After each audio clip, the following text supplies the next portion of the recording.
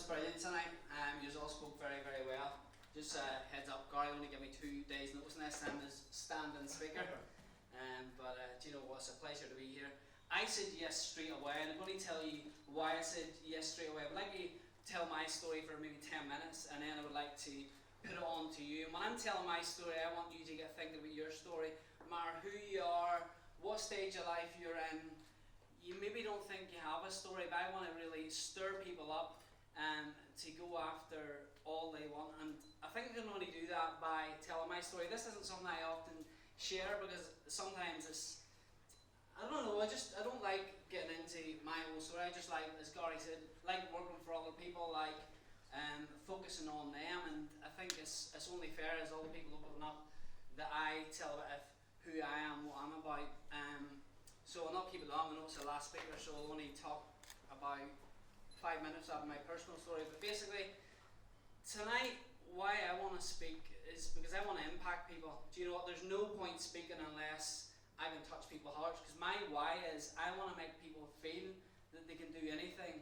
And I come from an unlikely background. I mean, I know a lot of people have this sort of background in life, but I mean, I grew up on a council estate. I was just enjoyed life, had a fun life, but I didn't have big dreams, you know. I just like I failed all my GCSEs and all. That was kind of a cool thing to do, to be honest, in our school.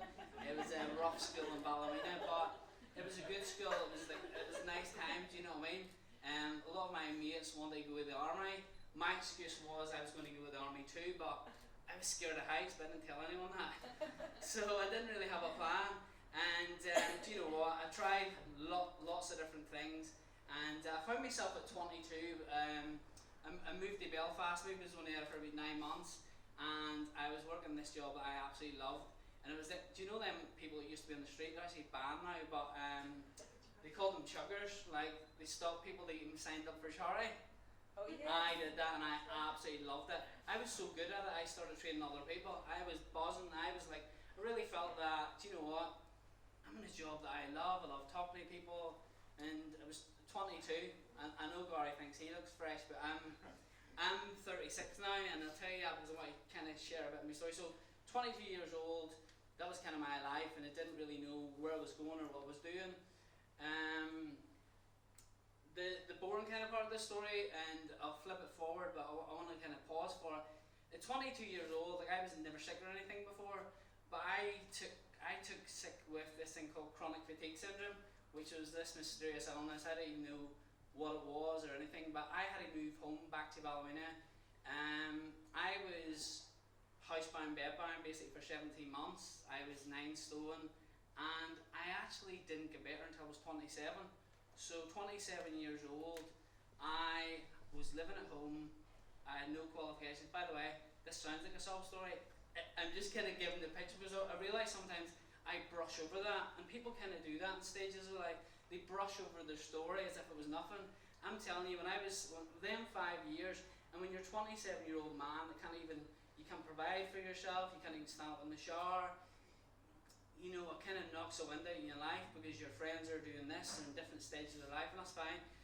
One thing I have to say, which is powerful in that stage of my life, is I can look back at my Amazon reading history and the books I was reading, the things I was learning. I was into personal development probably since I was 19, thankfully, because it gave me hope that there's more. And the books I was reading at that stage, I was like, I know there's more.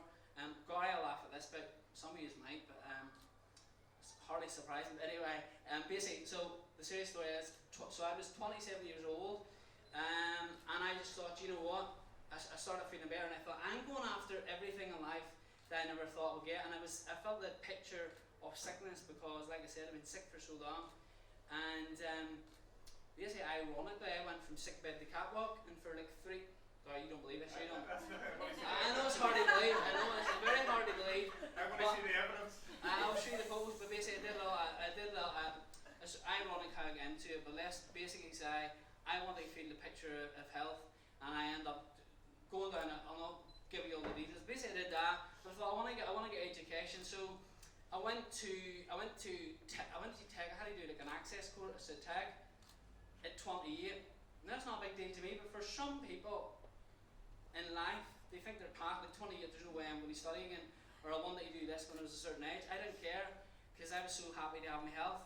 So I did an access course, I went and did a degree in communication and advertising, and then went and did a master's in business development and innovation. But when I was in the first year of my uni course, I decided I wanted to work in marketing, set up my marketing business. But to be honest, I was doing it on the side as I was studying, and so this year I actually finished my master's last year, and this is my first year in business. I have to say it's going really, really well.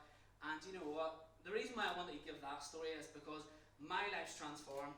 So I've been better now, maybe what, I'm 36, so say maybe 8 years, alright?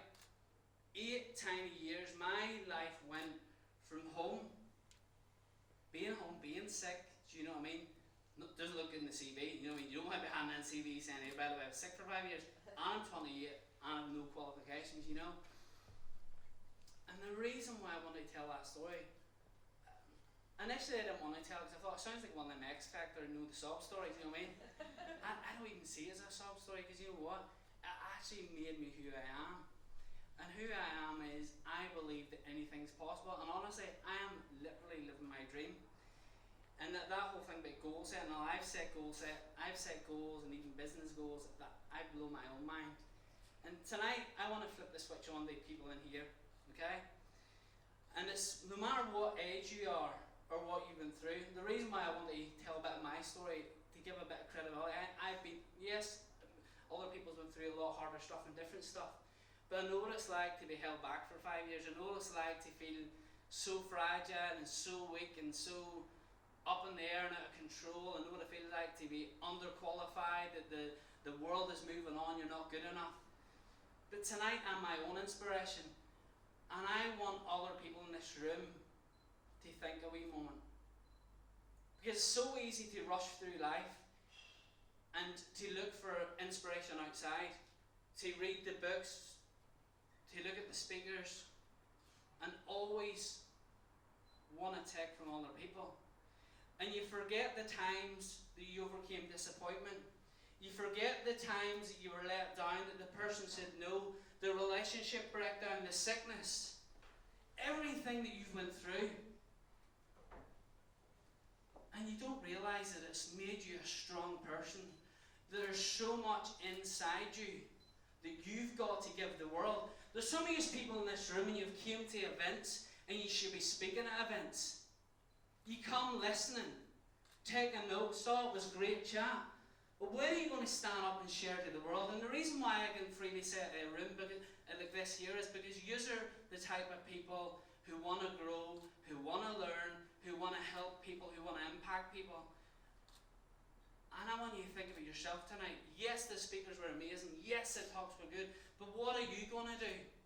And the reason I share my story is to say, I could have made excuses. I'll just get a normal job. I've no qualifications. I'll be happy now.